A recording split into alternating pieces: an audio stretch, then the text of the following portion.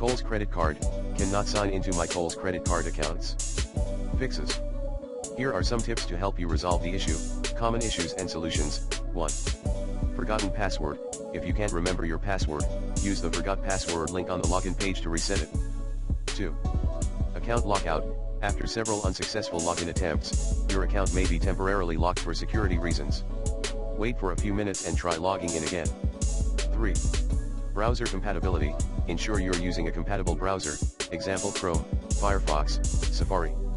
Sometimes, switching browsers can resolve login issues. 4. Two-factor authentication. If you have two-factor authentication enabled, make sure you have access to your phone or email to complete the login process. 5.